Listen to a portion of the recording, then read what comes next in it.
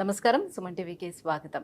October మాసం ద్వాదశ రాశుల వారికి జాతకరీత్యా ఏ రకంగా ఉండబోతుంది, నవగ్రహాల సంచారం ద్వాదశ రాశుల్లోని ఏ రకంగా జరుగుతుంది, దానివల్ల ఎలాంటి ఫలితాలు ఉంటాయి, అలాగే ఎటువంటి పరిహారాలను పాటించుకోవాలి, ఈ అంశాలను తెలియజేసేందుకు మనతో పాటు ఉన్నారు ప్రముఖ జ్యోతిష్య శాస్త్ర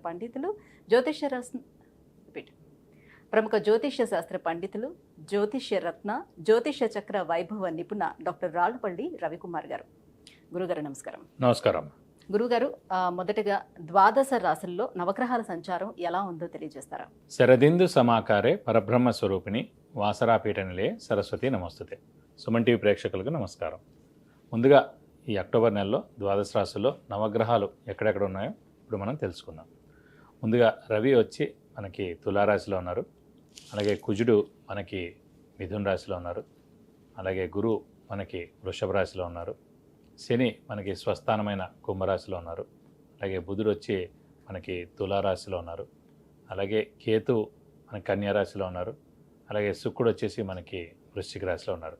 ఈ నవగ్రహాల సంచారం అంతా కూడా మనకి ఈ అక్టోబర్ నెలలో ఇలా కొనసాగుతాయని చెప్పు. గురుగారు, కన్యా రాశి వారికి మరి అక్టోబర్ మాసం ఎలా ఉండబోతుంది? ఏ గ్రహాలు అనుకూలంగా ఉన్నాయి, ఏ గ్రహాలు ప్రతికూలంగా ఉన్నాయి, ఎటువంటి ఫలితాలను ఇస్తున్నాయి ఆ గ్రహాలు? తప్పకుండా కన్యారాశి అనగానే మనకి ఉత్తర 2, 3, 4 పాదాలు, హస్త 1, 2, 3, 4 పాదాలు, చిత్త 1, 2 పాదాలు, ఈ నక్షత్రాల సమూహం అంతా మనకి కన్యారాశిలోకి వస్తుంది. కన్యారాశి వారు ప్రస్తుతం రాశాధిపతి అయిన బుధుడు ద్వితీయ స్థానంలో చాలా బాగున్నాడు. సో హార్డ్ వర్క్ చాలా బాగా ఉంది. సో అలాగే యోగకారకుడు, అదృష్టకారకుడు, లక్ ఫేవర్ చేసే గ్రహమైన శుక్రుడు తృతీయంలో ఉన్నాడు, అది కూడా పర్వాలేదు. సో దైవబలం, దైవానుగ్రహం సంబంధించిన గ్రహమైన గురువు మటుకు భాగ్యస్థానంలో అత్యుత్తమంగా ఉన్నాడు. భాగ్యస్థానం సాధారణంగా ఏంటంటే ప్రాపర్టీస్, పూర్వజన్మ ఫలితం, దైవానుగ్రహం, ఇవన్నీ కూడా 9th హౌస్ అండి. రిలీజియస్ అన్నీ కూడా 9th హౌస్. గురువు వచ్చేసి మనకి ధనానికి కూడా కారకుడు. సో ధనానికి ఏం ఇబ్బంది ఉండదు. శ్రమ, కాలం, ధనం వ్యర్థం కాకుండా ఉంటుంది. అవసరానికి డబ్బులు సమకూరుతాయి, రావాల్సిన బాకీలు వసూలు అవుతాయి, షేర్స్, స్పెక్యులేషన్స్ కలిసి వస్తాయి, షూరిటీస్ పెట్టవచ్చును, మధ్యవర్తిత్వం వహించవచ్చును, ఆరోగ్యం, ఆయుష్ బాగుంది, అలా అనుకున్న పనులన్నీ తప్పకుండా నెరవేరుతాయి. విద్యార్థులకి, క్రీడాకారులకి, రాజకీయ నాయకులకి, పత్రికా రంగం, యూట్యూబ్ రంగం, అలాగే మూవీ ఫీల్డ్, సినీ ఫీల్డ్, వీళ్ళందరూ కూడా అత్యుత్తమంగా ఉంటుందని చెప్పుకోవచ్చు. కన్యారాశి వారు ఎవరున్నా కూడా దైవబలం, దైవానుగ్రహం పరిపూర్ణంగా ఉంది. అలాగే ఒక వెహికల్ కూడా కొనేందుకు అవకాశం ఉంది, అలాగే గోల్డ్ కూడా కొనేందుకు అవకాశం ఉంది, అలాగే ఇంట్లో ఏదైనా ఒక వస్తువు కూడా కొనేందుకు అవకాశాలు చాలా ఎక్కువగా ఉన్నాయండి ఈ కన్యారాశి వారికి. కాబట్టి ఇంకొంచెం కష్టపడితే కనుక ఇంకా అత్యుత్తమ ఫలితాలు ఖచ్చితంగా వీళ్ళకి వస్తాయని చెప్పుకోవచ్చు. అలాగే దశమ స్థానంలో కుజుడు కూడా చాలా యోగాన్ని ఇస్తాడు. శని 6వ స్థానంలో ఉండడం చేత ఆరోగ్యం చాలా బాగుంటుంది. ఎందుకంటే ఆరోగ్యానికి కారకుడు, ఆయుష్ కారకుడు కూడా శని అయ్యాడు కాబట్టి, అలాంటి ఆరోగ్య స్థానంలోనే శని ఉన్నాడు కాబట్టి ప్రస్తుతం నెక్స్ట్ ఏప్రిల్ దాకా ఆరోగ్యం చాలా బాగుంటుందని చెప్పుకోవచ్చు. అలాగే ప్రస్తుతం రాశిలోనే కేతు ఉన్నాడు. కేతువు సాధారణంగా అంటే స్ట్రెస్ఫుల్ మామూలుగా.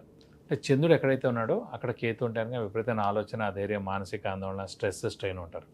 అందుకే మన జాతకంలో కూడా చూసినప్పుడు సాధారణంగా ఎవరికైతే చంద్రుడితో పాటు కేతు కానీ, చంద్రుడితో పాటు రాహు కానీ, చంద్రుడితో పాటు శని జాతకంలో ఉంటారో, వీళ్ళిద్దరు కలిసి ఉంటారో వారు స్ట్రెస్, స్ట్రెయిన్, మానసిక ఆందోళన, అధైర్యపడడం, ఇక్కడ ఏం లేకపోయినా ఇక్కడ ఏదైనా బాగుందేమో, ఏం లేకపోయినా ఏమైనా జరుగుతుందేమో, మన వెహికల్ వెళ్తే ఏమైనా యాక్సిడెంట్ అవుతుందేమో, ఎప్పుడు కంగారుగా ఉంటారు చూడండి.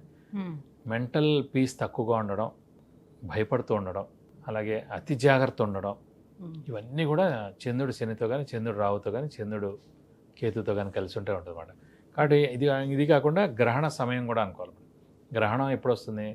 చంద్రుడు కేతుతో కానీ, చంద్రుడు రాహుతో కానీ ఉన్నప్పుడు వస్తుంది. అలాగే రవి కేతుతో కానీ, రవి రాహుతో కానీ ఉన్నప్పుడే వస్తుంది. సో జాతకంలో చంద్రుడు కేతుతో ప్రస్తుతం గోచారీత్యా ఉన్నాడు కాబట్టి, మన రాశిలో కేతు ఉన్నాడు కాబట్టి లాస్ట్ ఇయర్ అంటే 2023 సెప్టెంబర్ నుంచి మనకి గ్రహణ సమయం లాంటిది ఉందన్నమాట. సో ఎవరు మంచివాళ్ళు, ఎవరు చెడ్డవాళ్ళు అనేది మనం పోల్చుకోలేకపోతున్నాం. మనం ఎంత మంచిగా ఉన్నా, ఎంత బాగా ముందుకెళ్ళినా, ఎంత హెల్ప్ చేసినా, ఫైనాన్షియల్గా ఆదుకున్నా, మంచి మాట సహాయం చేసినా కూడా మనం ఏం చేయట్లేదు, హెల్ప్ చేయట్లేదు అని ఏదో ఇబ్బందులు పెడుతున్నారు. సో మనం తప్పుడు మనుషులుగా చూస్తున్నారు. ఇవన్నీ కూడా నెక్స్ట్ ఏప్రిల్ తోటి తొలగిపోతాయి. మళ్ళీ 9 years దాకా ఈ ప్రాబ్లం రాదు. అటు మీన రాశికైనా, ఇటు కన్యా రాశికైనా. మీన రాశికి అయితే రాహు రాశిలో ఉంటాడు, కన్యా రాశికి అయితే కేతు ఏప్రిల్ వరకు భరించాలి. ఇంకొక 5 నెలలు 6 నెలలు ఫాస్ట్గా అయిపోతుంది. పర్వాలేదు, ఎందుకంటే గురుబలం ఉంది కాబట్టి. అదేనా గురుబలం, శనిబలం ఉంది కాబట్టి కన్యా రాశి వరకు ఏం చూసుకోగలదు. ఆ 2 100 బలాలు ఉన్నాయి కాబట్టి. కానీ మీన రాశి వరకు అలా కదా, అక్కడ ఏలినాటి శని వస్తుంది, గురువు తృతీయంలో ఉన్నాడు కాబట్టి అవి 2 బలాలు తక్కువ ఉన్నాయి కాబట్టి కొంచెం ఎఫెక్ట్ ఎక్కువగా ఉంటుంది. కొన్ని రోజులు మౌనంగా ఉండడం.